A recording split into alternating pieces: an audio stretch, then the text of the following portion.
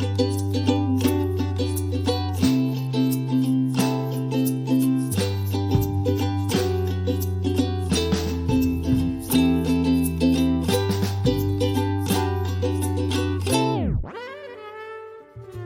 was a Monday night like any other.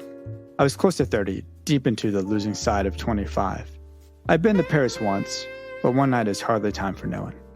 I grabbed a bite at Cafe Coco, hoping to ease my mind. No use. My thoughts spun. BMO Noire files played on repeat. Why would a straight Mo take such a crooked path for an elegant bird like Lorraine? Later, Ned and I sat down to record our podcast. We had been here before, but there was something off, some nagging feeling I just couldn't shake. The two things I knew for fact were the soft bite of my 50-year-old scotch and that the man Ned knew since university was dead. All right. That's little Russell Noir for you right there, guys. Little Russell Noir. Little yeah. Russell Natizzle. Welcome, fellow travelers, to an Adventure Time podcast. I hope you're doing as fabulous as I feel like me and Ed probably both are. Yeah, it's not too bad. Starting off May the right way with some good work. It's some good whiskeys and some beautiful weather outside. And can I mix things up a little bit today? Yeah, sure. Go ahead. I want to lead with my recommendation today, just because that's why I'm in a good mood, man. I'm in a good mood. Jedi Survivor, new Star Wars video game, came out, and it is fantastic. So good. Okay. I just had to lead with that to give the crowd a little bit of context on some like you said, we're doing well. After I just listened to one of last week's episodes where we were both like, man, we're tired. We're so tired all the time. And so trying to be a little bit more energized, eating healthier, I've been cooking at home, playing some Jedi. I'm going to go see Return of the Jedi in theaters tomorrow night too, which is awesome. Okay. Is that for like May 4th type thing? It's a 40th year anniversary. 40th year anniversary, but pretty close to May 4th, which is cool. Okay. That's pretty awesome. And then what is it? Revenge of the Sith, the 5th? Revenge right of the 5th. That.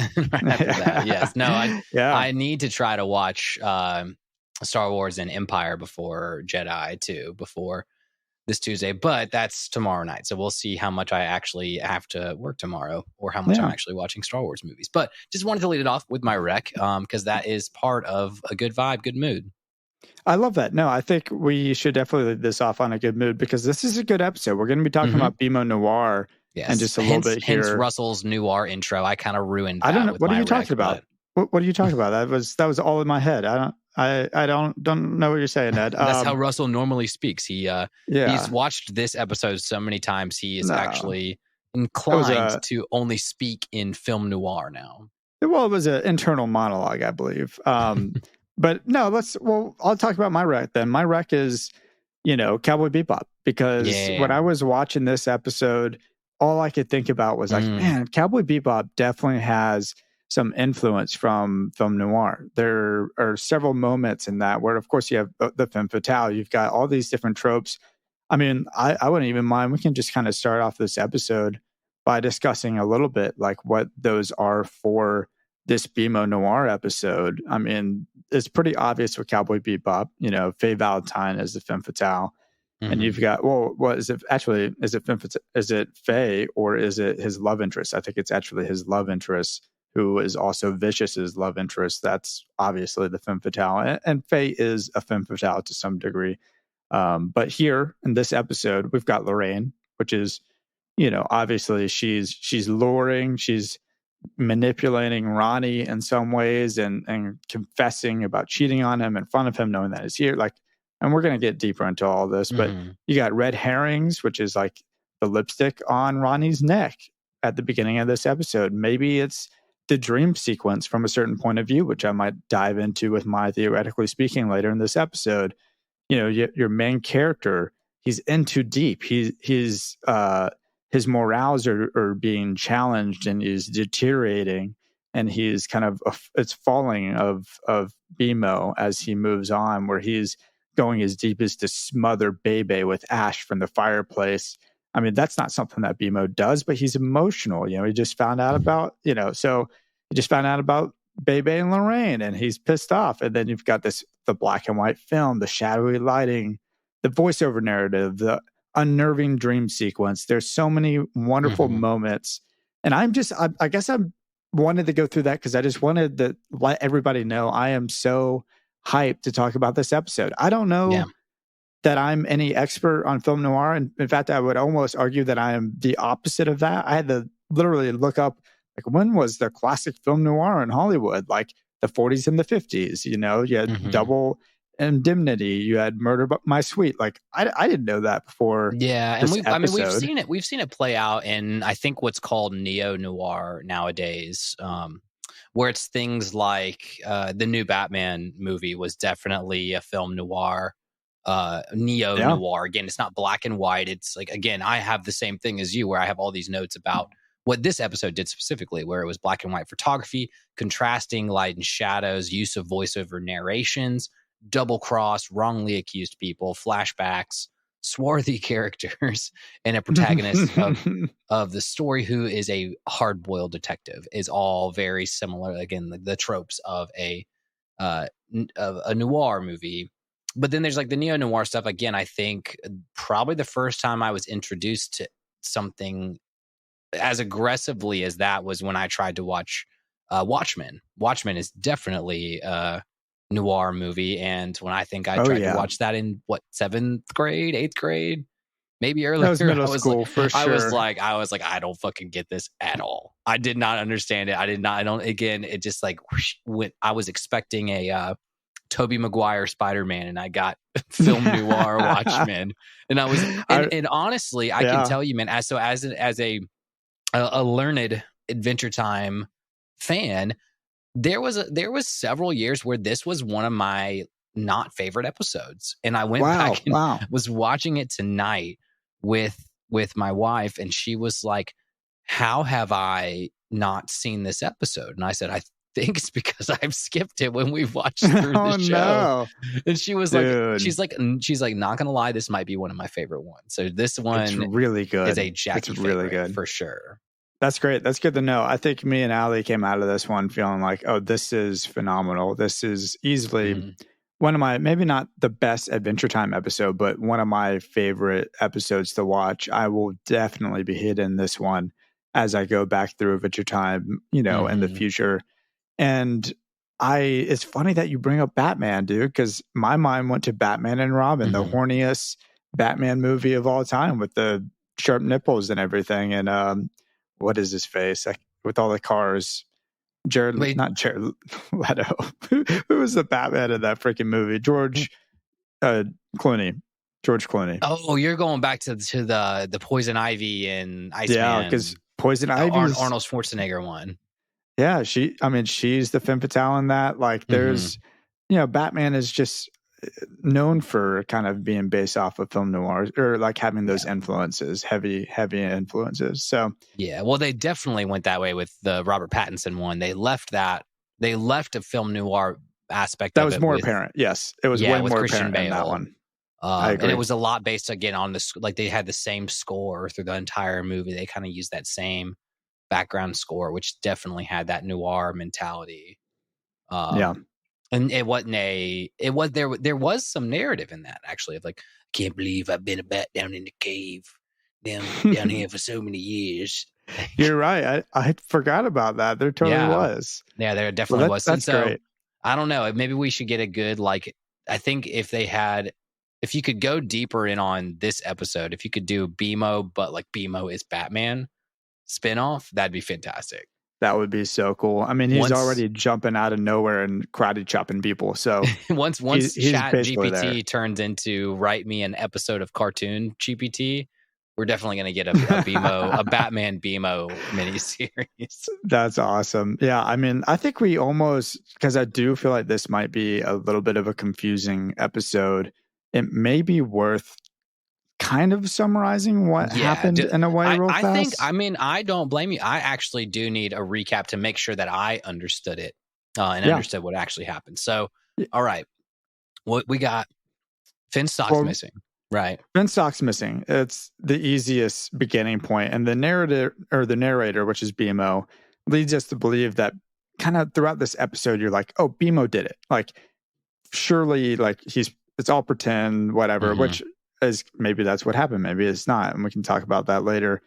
And then Lorraine, according to the narrative that the show wants you to believe, unless you're like, well, obviously it's all BMO. Of course, it's a show, you know. Lorraine sets up Ronnie to kill Bebe, kind of by manipulating Ronnie, by revealing that she's cheating on Ronnie with Bebe. Okay, let's pause there too, because that scene. So, do you think that Lorraine knew, or this is obviously, this is also all BMO, by the way. So, but we're digging deeper, guys. We're not stupid. We're just digging deeper. That in the story, Lorraine knew that Ronnie was in the room when she was like, "That's why I've, been sleeping with Bebe, so that Ronnie would kill Bebe." Well, is that why I certainly think so. I think she was frazzled though, and that was her revealing, if you're really following the narrative, that she recovers and she's able to go, I have another plan. There is a plan B in case this happened. And that's when she resorts to revealing that she is cheating on, she's just like committing to it. Because I think she was frazzled by BMO pressing her on Bebe when she let slip that it's Finn's sock, right? Okay, and so she double backed on it too hard. She did, and then but she had a plan. She did have a plan, and it was to manipulate Ronnie if it came to that. And I think probably in a perfect world, she would have never had to do that. She would have been able to set up BMO and move on. But in this episode, that's certainly not how it went down. And BMO walks into this room with a chicken with lipstick on and says she looked as beautiful as ever. Again, can we go ahead and get on to my lovely of the episode? Give me some sugar, baby. And say that it's obviously all BMO, but Lorraine got my lovely. Yeah, Lorraine. Wow, I think there was something about it's all BMO and BMO voice, which, BMO gets ultimate lovely all time forever. But the fact that BMO goes the distance of putting lipstick on a chicken, that made me smile a lot. And that's why Lorraine gets my lovely. I love that, dude. That's great. Lorraine, not my lovely, because I did end up just kind of giving it the BMO. But she might be my sexy character, man. Like Lorraine might be my sexy character.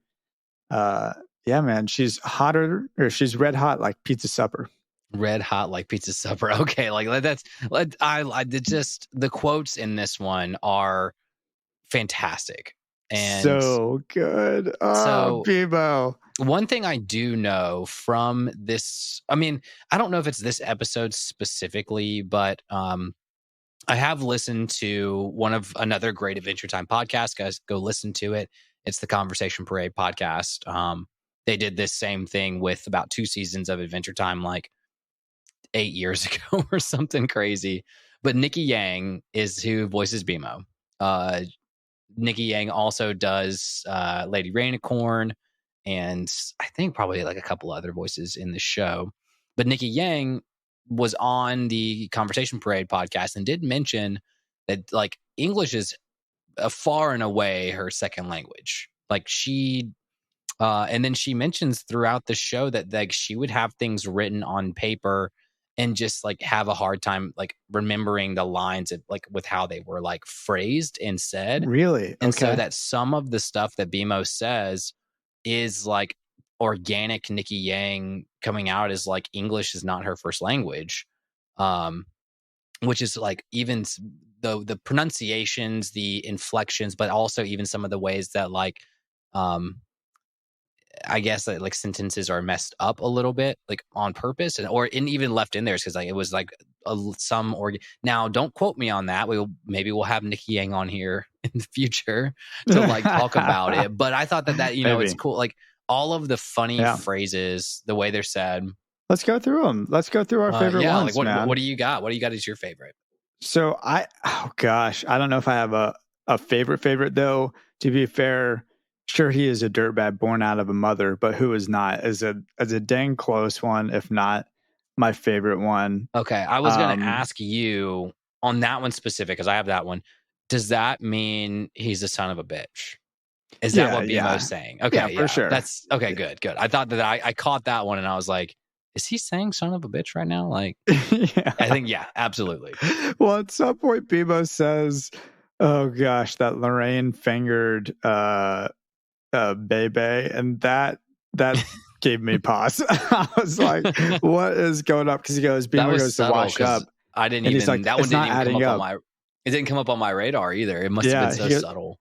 BMO's just like, yeah, it's not adding up. Why did Ronnie take the sock? Why would Lorraine finger Bebe? And Bebe being a remote control. So, but I'm just like, man, it's so funny. It's so a little dirty. And that's when it says, sure, he's a dirt bag born out of a mother, but who is not. There's a couple other ones, man. I really like.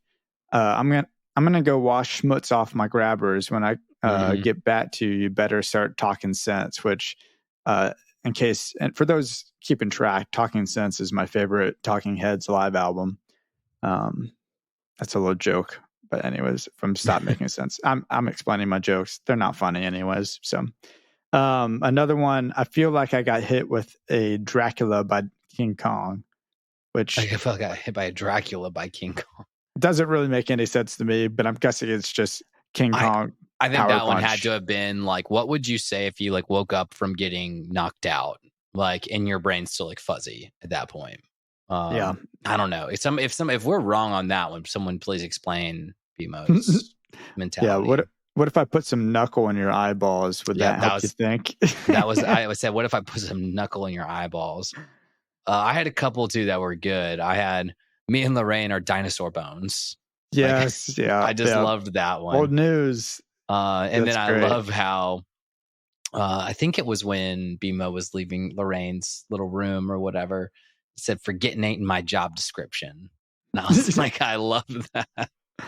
Yeah, dude. Every one of my other favorite lines you've already I wrote them all down, but you already hit them all. Well, I just wanted to go through them all because there are just so many in this episode. I wouldn't usually want to go through every single like favorite line, but I think this episode, it deserves it. BMO deserves all the love. And I think we certainly need to give it to BMO, certainly. Yeah. I gave mine to Lorraine because I feel like if I just you know how many times I've already given my lovely to BMO and had to kind of do like a proxy. Well, hey, Lorraine's my sexy character. She's one hot chick, She's one hot chick. But back to from then, it's like Lorraine set up Ronnie to kill Bebe, and then you have Ronnie takes the fall after he steals the treasure in a sock, which was Lorraine kind of like trapping him. I mean, that was her doing as well. Like Ronnie had the fall because BMO was too aware. And then BMO ends up letting Lorraine escape, sort of.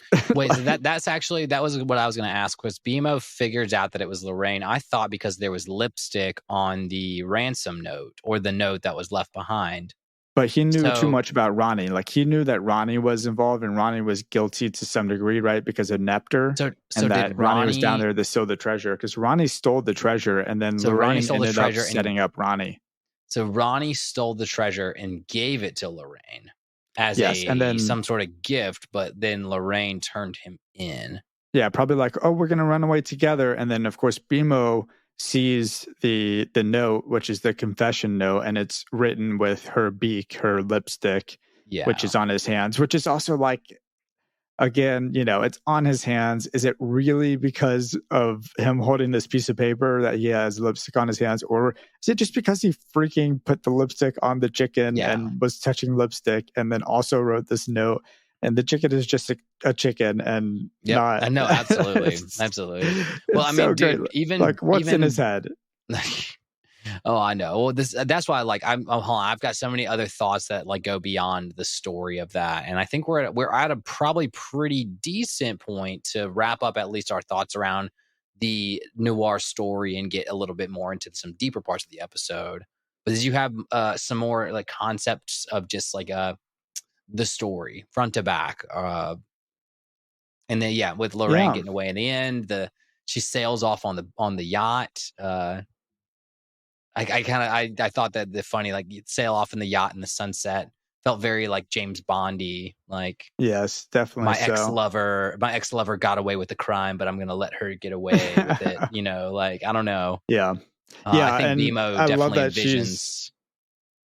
I was just gonna say, I love that she's just like this relationship between her and BMO is so fascinating to me because she's like, "Oh, do you still think about us?" And I can't remember. He like kind of smiles when he's leaving her room that first time, and I can't remember what he says, but he's basically just like, "No, certainly not." Right.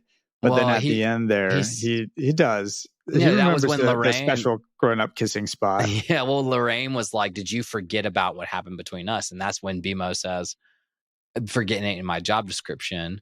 That's right. And then she was like, that was when they mentioned the secret grown-up kissing spot was where the sock was. I guess that's where the sock was hidden at the end of the day. Which the funny thing is that does lead to the belief that BMO's secret adult kissing spot is on Finn's pillow. Oh yeah, I know. And Jake comes back in, and he's got that target thing that he put on at the beginning of the episode that we had no idea what it was, and then he had a freaking arrow out of his head. That scene at the end there is my tops of the episode, hands down. Yeah, which is favorite BMO part of the explaining episode. What happened with BMO's day, and then they're just like, "Yay, BMO! Yay, BMO! Yeah. BMO solved the case." And then like Finn's like blushing and so happy for BMO, like so genuinely like, "Oh, BMO, you're the best. I'm so glad you solved the case. I don't care about my sock anymore." Even though I was kind of pissed off at Jake about like, "Did you take my sock earlier?" And Jake goes, "Our chicken's name is Lorraine." Our chicken's name is Lorraine. It's like, yeah, dude. It's Lorraine great. gets around. She's like making out with BMO and your mouse friend, and they're on. How do you not know this, Jake? How do you not know? Well, yeah, no. I mean, it's fantastic. I feel like I've got more to say on it, and it gets all into my like deeper concepts of the episode. So let's take a breather real quick, and then we'll get back into getting deep on it, just like everybody likes to do.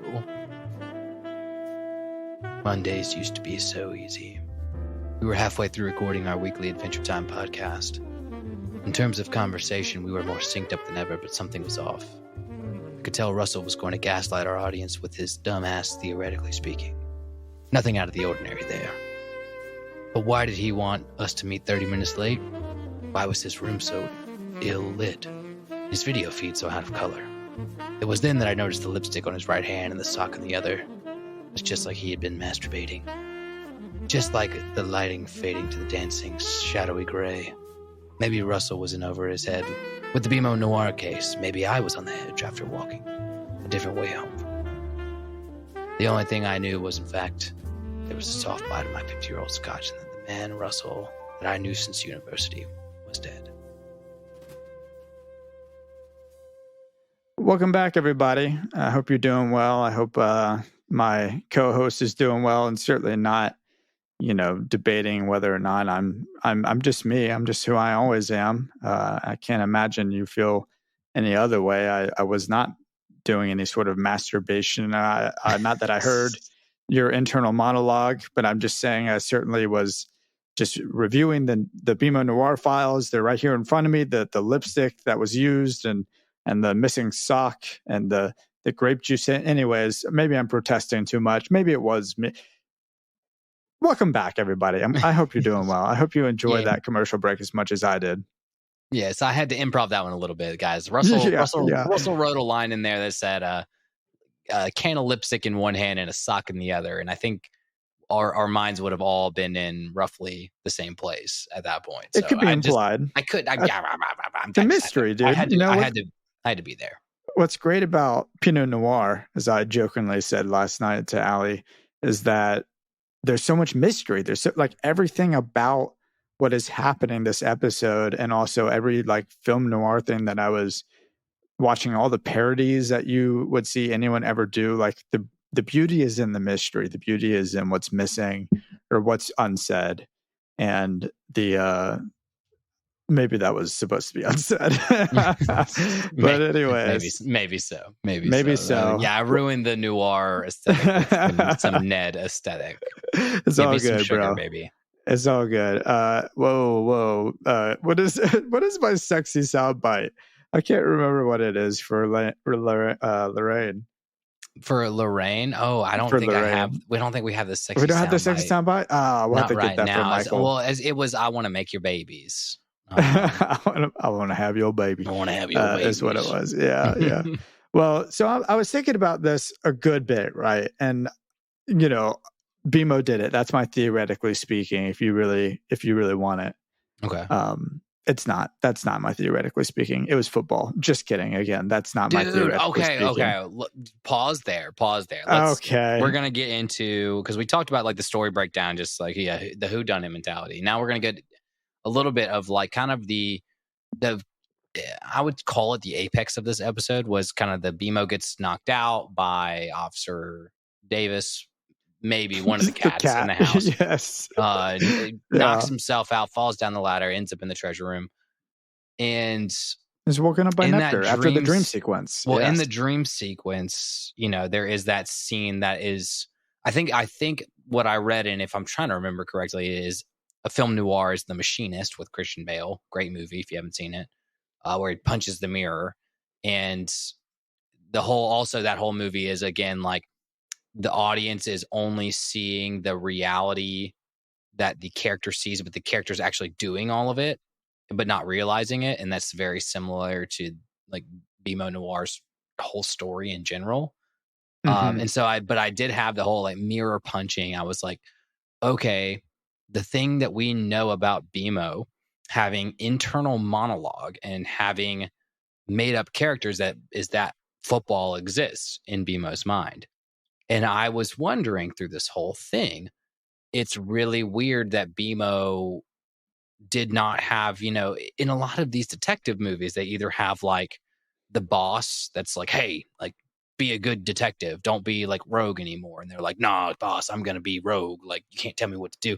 I think that football should have totally played like the boss cop and been like, BMO, don't go rogue on me here. Like, follow the rule book, and BMO being like, no, football, I have to like, I can't play by the rules.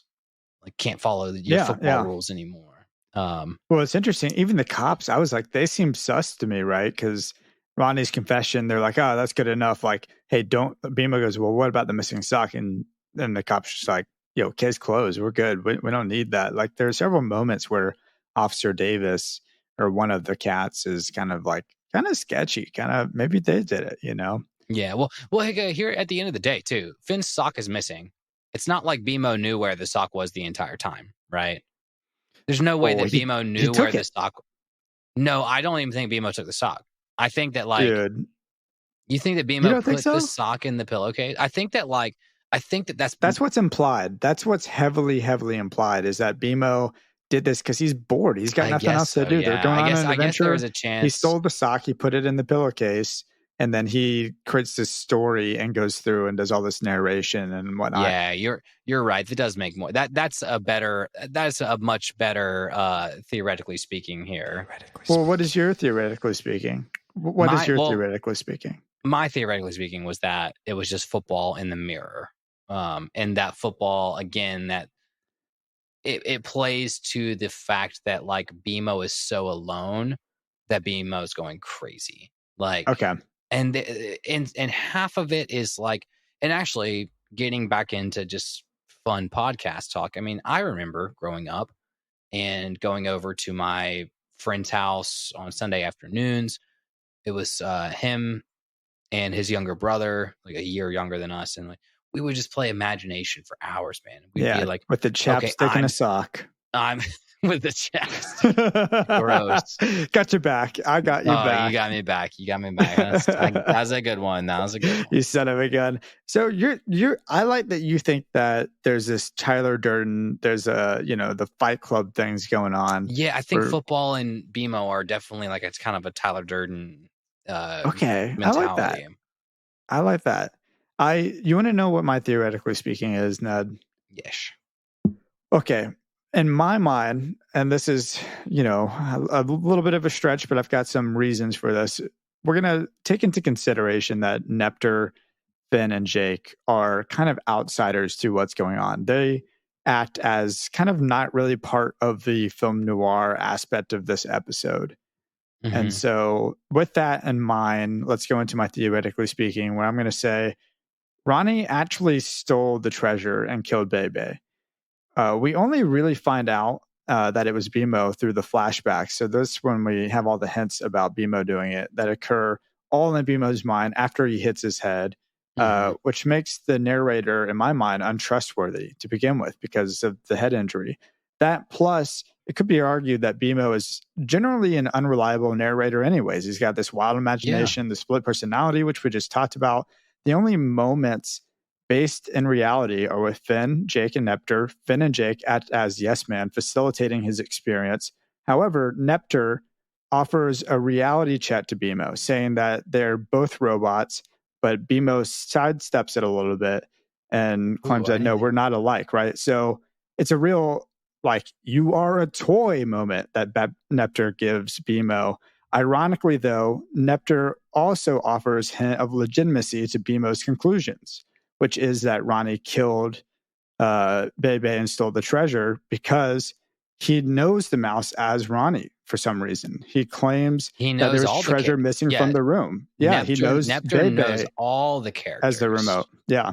So, yeah, and he knows that a sock's worth of treasure was missing from the room. So, in my mind, Ronnie did it. Like, this is a legit mystery that BMO that's solved. What I'm saying. If Ronnie actually did it, man, then BMO wouldn't have put the sock in the pillow. It would have been Ronnie.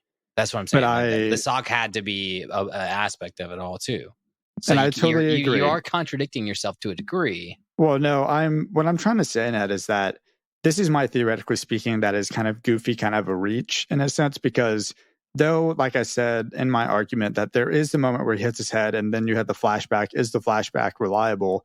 That could be argued. But I think it's pretty obvious that BMO is just playing a fun game with himself to pass the time until they come home. And then Finn like celebrates it because like, yeah, I'm glad you had fun, BMO. Like, way to go. Have a good day and whatnot. But it's all like BMO, just his imaginary play that he's doing. I really do think the show leads the audience to believe, and the show wants the audience to know that BMO is doing all this for fun and that he stole the sock and he put it in their place. And that obviously he's doing a fake narrative for Ronnie, who's not really a sentient mouse, like he's just a mouse that BMO voices. But what is interesting is that Nepter does, for whatever reason, recognize Ronnie as a legitimate character, as the mouse. And he does recognize Bebe, the remote control. I mean, yeah, it's obviously something that BMO has shared with Nepter to some degree. Yeah. That all these, like, that the remote in the house is called Bebe, and that Bebe has this ingrained relationship with, or sexual relationship with Lorraine, to some, like sleeping with Lorraine. But no, I was trying to dig deeper on this episode as I was watching. I was like, I just can't hit it. And I think you just hit the hammer on the head with the moment with Nepter. And I think it's now kind of like what you just said is kind of striking me as very intriguing, is that Nepter has that moment where he's like, hey, BMO, like, would you like to, we should hang out more. Like, we're the same. Like, we can go on our own. Like, we can have Nepter, and you do see it. Like, I've got the pop animation of Robin Hood BMO, Robin Hood BMO, and BMO and Nepter in that episode are playing with each other. Like, they're playing Friar Tuck and Robin Hood. So it's not like it doesn't happen, but it is a very interesting perspective that what you introduced of like Nepter going, hey, we're robots. Like, we should go hang out. And BMO's like, no, I'm going to choose to continue to be kind of in my like weird, lonely fantasy. Yeah, and the very literal sense of we are not alike, BMO saying that to Nepter, what is he saying? Because Nepter, in my mind, not knowing the show, he's like, Nepter is a robot that was created to do a task, to prank, to make pies and throw pies.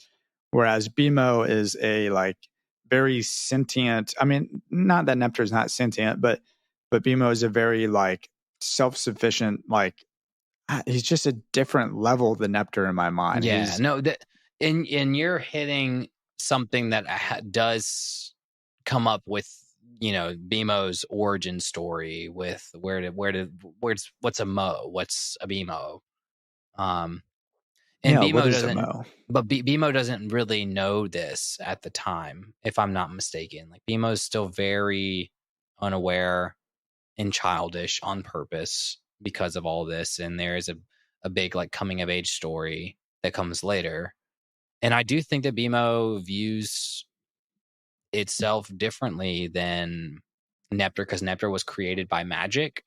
It's sentient, but doesn't really have like a heart. And Nepter is kind of just like, would you like a slice of pie? I can give you a slice of pie right now. And so BMO, I don't know. It's not a racism thing, but it's maybe BMO is being like quite elitist, being like, look, I'm different type of robots. I've been alive for my entire life, and you have not. Like yours was created out of the blue, and mine was not. I'm like, interesting. Kind of probably how we would view AI. Be like, hey, I was born a human. I was born sentient, and like you were created as an AI. Yeah. You're not real. I don't know. That's fascinating. That's what I would think that BMO views. Topic. Yeah, well, that's what I'm like. It was one of those weird little 4 seconds of this episode that was kind of just like, what was that interaction of like BMO being like, me and you are not the same, Nepter? It's just this whole episode. Like, I think the reason we're having such a cool kind of almost debate about like what we think really happened is because in my mind, as I'm watching this, the writers, and I apologize if you can hear that train in the background of my house, but the writers were thinking on so many different levels of like meta. They were writing a noir mystery for the audience while also it being kind of a play pretend thing for the audience. But then is the audience tracking, or should the audience be led to believe, just like in the Joker movie, like that he's insane the whole time, and maybe it didn't really happen, or maybe it really did happen, and maybe we should trust this unreliable narrator. I certainly want to. I want to trust BMO as much as I can, but there's too many things. I haven't even mentioned this, but there was another moment when the reason that Ronnie has lipstick on the back of his neck is the lipstick is on BMO's hand from putting it on Lorraine's lips, right? And so when he grabs the back of when he grabs Ronnie to stop him, that's where the lipstick is on his neck.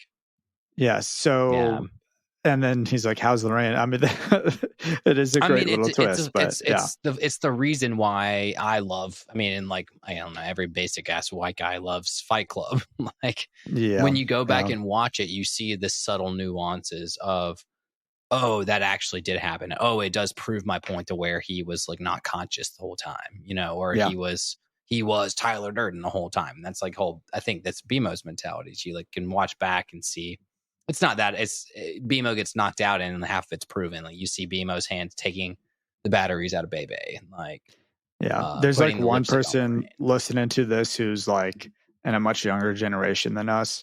And they just went, now I can't watch Fight Club. Still watch it because Where Is My Mind by the Pixies is in the final scene, and it's amazing. No, it's still worth it for that scene. It's one of those everything we've said that Fight Club's weird enough to where, like, I don't know. I also watched it when I was very young, and I didn't know that like trippy movies existed. And then like that movie blew my mind because I was like, I didn't know movies could do that. And, like, you still will get so much out of it. Again, this is a silly like white dude's perspective of Fight Club, but I love it. It's a good movie. It's a very fun movie. It's very cool, and like if you start getting way too like douchey on it and being like, what they do at Taylor's I'm living by Fight Club. Yeah, no, it's just actually a book that was pretty shitty, and they turned it into a much better movie. Oh, and I didn't know that. No, the author of the book said they did the movie better than he wrote. That's like, he admitted it. He was like, you guys made this movie better than I wrote it. Yeah, and Brad Pitt is, I mean, some of the hottest Brad Pitt. I mean, it may be for the male gaze, but I think that's the hottest Brad Pitt. My personal opinion. Like I said, it may be for the male gaze, but I'm about it. I'm into it. Oh yeah. As a straight white male, I don't know why I even had to say that, but regardless, we're moving on. No tangents, Dad. Back to this. I want to discuss Give me what you want to discuss out of this episode, because like I feel like I've tapped into, at least in terms of the deeper aspects, kind of hitting on the football scene, hitting on the dream sequence, hitting on like BMO being kind of the more fun scenes, aware and unaware of everything that's actually happening. So like what else you got? I just want to talk about Bebe for a second. I want to talk about that Bebe scene because we kind of skipped over it. It's fascinating that in my mind, this is the moment where like BMO's morals are really come to question, and he's really in too deep in the situation, and he's too attached to what's going on. He's too attached to Lorraine. He's too attached to his anger with Ronnie, and then all of a sudden Bebe is with Lorraine, and that makes him mad, right? And he sets the scene up by kind of making you not like Bebe by saying he yells at ladies. So immediately we're all in, oh, well, he's a bad guy. Like the audience is framed to believe we don't like Bebe. I don't care that he has a cool nightclub or whatever. Like he's a bad dude. BMO comes in, steps on him, smothers him with ashes from the fireplace. And like you can really, that's like the most emotion you get out of BMO is in this scene where he almost realizes that he went too far. He's like, I need to wash up and I'll come back and make sure you're okay. And of course, when he comes back, Bebe's been killed by Ronnie, or in the dream sequence by BMO. But it's a really fascinating scene. You can potentially factor that scene as important for the show, because at this point, this is the factoid of the episode. Lay it on me. That this is the first BMO only focused episode, and we've said when are we going to get that? You've asked me when are we going to get that. Up until this point, I did. Yeah, you were like, when are we going to get like a full on BMO episode? I was like, it's coming this season. This was it. So it's happening. Now, at this point, we do see, or we feel that, BMO is this chuckly, fun, innocent character, childlike. Jess provides like fun little, excerpts of, goes to soccer practice, gives them video games. So the fact that even that scene with Bebe happens is the capacity for BMO to have a dark side. That although it is possibly totally constructed, it's possibly BMO wanting to play out something that he's seen in a movie before, but that BMO has the capacity to tap into something that's not so like childish and innocent or anything like that, Oh, so wow. I think that's kind of an important part of this episode, is to show that BMO has a much, much wider range of emotions than we had really expected, honestly, or at least had just been aware of, and up until this point. Unless you're listening to this podcast, in which case that BMO does have a cheat code to trap people inside of his video games, which that was one of my favorite like OG Russell theoretically speakings of BMO is OP BMO. Core meta never-ending adventure theory. So maybe he does have I wonder if he he wasn't in Jake's gang where he's stealing purses from old ladies and whatnot, but it sounds like he was doing worse things. With Distant Lands, we do get when BMO came into Finn and Jake's life, and I think it was post Jake running with Tiffany and the gang. Okay, interesting. So, well, cool, man. I mean, the only other thing that I think we're really missing is, again, the moment to kind of top back to my theoretically speaking, but not getting too deep into it. That scene with Neptune where he does confirm that the only people that have been, or the only other person that's been downstairs was Ronnie. So again, you're constantly kind of being led to believe, like, was it Ronnie? Did Ronnie do it? Was it, it's just masterfully done. There's so many little moments that cause me and you to kind of be saying the same thing without theoretically speaking, and then at the same time kind of being completely on different perspectives of what actually truly happened in this episode. So it's a wonderful episode. If you haven't seen this in a while, I could not recommend it enough. This is one of my favorites from season 4 so far, maybe from Adventure Time. as a whole. We will see, but we'll talk about that when we wrap it up. Either end of season 4, possibly end of season 5, we might do a recap of favorite episodes so far. It could be a good one to do it at the end of our season 4 special, because season 5 is going to be 50 something episodes. It's going to be many more that will top what we have already seen. I can tell you that for sure. But good. I think this one, in a way of just the writers, again, I think just at the core of this, it's the writers flexing. I think it's the writers flexing and going, we like cinema. We like these film noirs. We have this ingrained in our training and our like passion for the industry that we're in. And we can do that in 10 minutes with a cartoon robot, and do it really fucking well too. It's true. And being like, look, you think we're not good writers? Let's do a whole 10-minute film noir sequence that invokes emotion and passion and love affairs and murder. You know what I'm watching tonight? This is just making me, I have to do it. What are you going to watch? The name tag episode of SpongeBob, which is obviously a film noir reference, right? Or like heavily influenced by film noir. So that's what I'm going to probably be doing after this, if I can't help it. I love that. Well, I don't know if I will go film noir tonight, but I was like, it's a tough one. It's one I think that I always have and again, it's probably why I wasn't a huge fan of this episode, even watching the show for many years. It's just like, I don't think film noir is like my niche. It's not my niche genre, Yeah. And I do no disrespect at all, but. And I agree. It's going to be hard for me to like get into the classics, like the 40s and the 50s. Because I'll be honest, like movies were just slower back then, and movies have gotten too fast in some ways, in my opinion, nowadays. But they were just written different. There's just something different about that age. Yeah. Well, and I love what it inspired more than I think I would love actually diving back into like the classic film noir films. I think that it's definitely, well, you were talking about Cowboy Bebop earlier, where like it gave you film noir vibes. I think that Westerns somehow stood the test of times, and everybody, Star Wars is a Western. There's Westerns. Mandalorian now is a full on OG, like from the freaking 1950s Western, like through and through. And the film noir is one that it's that whole neo-noir film aspect. It's nobody's really done it exactly the same or exactly perfectly. Robert Pattinson Batman's pretty darn close. Joker's pretty darn close, but that's.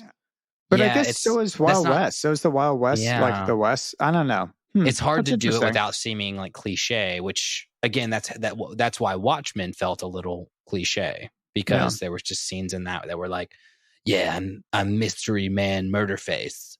I'm a rogue cop. I'm a bad guy.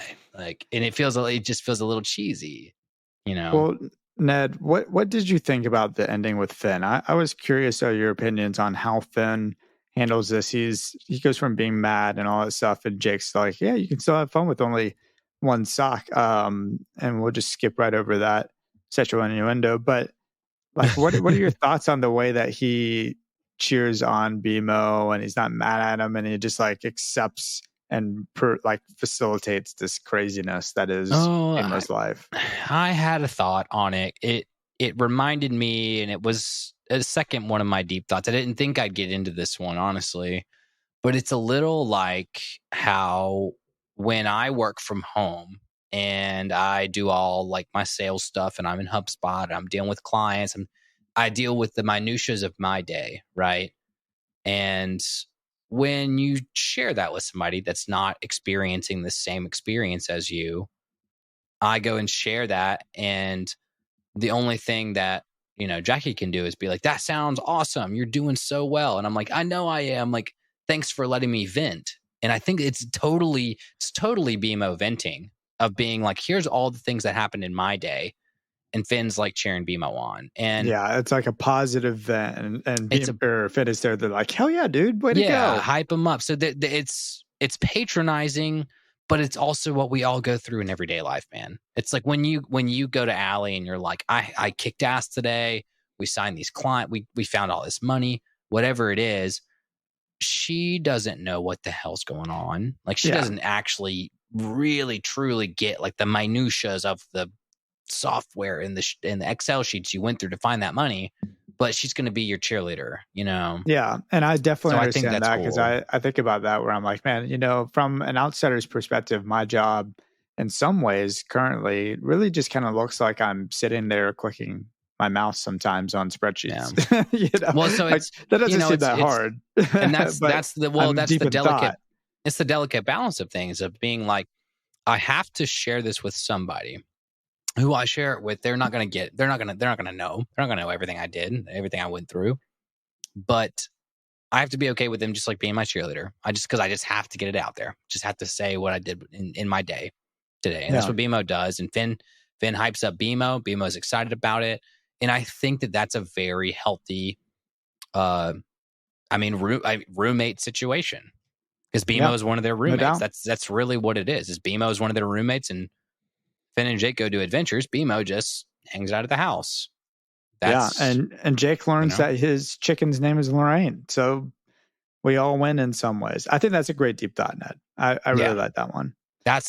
And I thought about that, and I could not spin that into a lesson, but I could spin that into a reflectiveness of the world. It's just like, dude, fucking listen to your friends when they want to spill their guts about their life. Like, hype them up, dude. You're never gonna fully get what they are going through. Doesn't mean it's not like a badass film noir episode of their life, you know? That's what I'm saying. Like, you don't know if they just went through something like the coolest badass film noir mystery or not, or whatever it is, action film. But dude, hype your friends up. Maybe that's my lesson. Maybe I just came up with my lesson on the spot.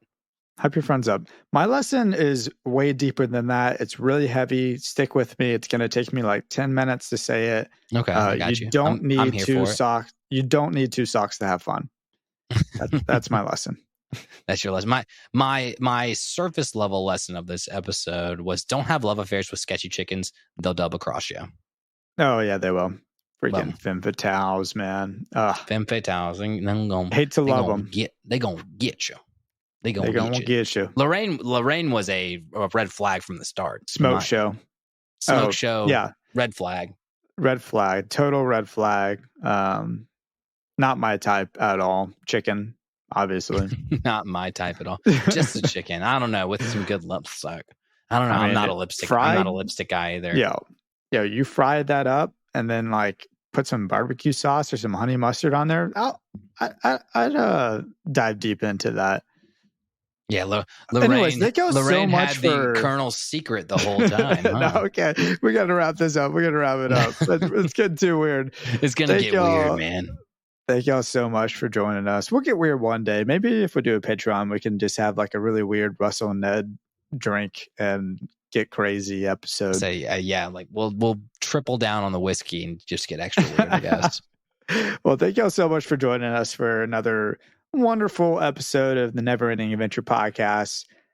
This was such a pleasure to talk about. I just so hope, and I know y'all know what is to come, but I just so hope the next episodes are going to be this good. Ned, do you know what episode that we will be talking about next week offhand? I'd be curious to find out. Certainly. A second, and hold on, give me about 4 seconds, and I will figure it out. And I will keep talking because I looked it up for this. It is the return.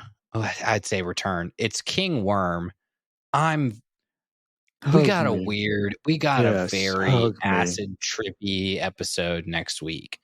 It's one of the ones that I think is very Adventure Time on brand, but it rubs me the wrong way. It ends really poorly. It starts here, and this next week's episode gets referenced in like fucking like season 6 or something like that. And it makes me think, I'm not we'll get into it. For you. I'm gonna we're doing King Worm next week. After that, it's Ricardio. After that, it's Lemon Grab. Ew, Ricardio. So we got some returns of Ricardio, and this episode is a much better Ricardio episode. He's still a dick, but all right. Well, it's a better Ricardio episode overall. Hug me. That's all I can think about is the king worm. I quote that sometimes, and I'm like, I don't even think it's a good quote. I just something about it. Oh, sorry. This one is the return of King Worm. Sorry, yeah, because that whole episode of like the hug me. That's what at the very end. Okay. Yeah. Next week we're going to talk a lot about this episode in the sense that because it's the return of the King Worm. Did anything between that first King Worm episode and this one actually happen? Wait, since then? Since then. I hate that. Are you serious? I hate this theory. I've heard it from other people. I've thought about it myself. We're going to have a very good talk next week. I don't know if it'll be a great episode of the Adventure Time. It'll be a great episode of a podcast. I'm coming pissed. That's going to be the mood. Today was happy. Come in hot. Come in with hot takes, please. Hot takes. Hot buns. Can you eat fried worms? Anyways, thank y'all so much. You can check us out on Instagram at Never Ending Adventure Podcast, TikTok at Never Ending Adventure Cast, Twitter at NEA_podcast. Email us your thoughts, your opinions. I had a traveler's log, and I apologize. I didn't do it this episode. We're 56 minutes in. Next week we'll talk about some traveler's logs. You got enough of that the week prior to this. But thank you so much for joining us and checking us out and subscribing on YouTube and whatnot, and just doing everything you can to share and support our community and be a part of the travelers and be a part of us. And of course, gosh dang it, y'all, party forever. Oh, I love that you guys, that every time we do the podcast, I love that you guys, and we do the Adventure Time, we talk about the show, it's so good, it's so fun, it's so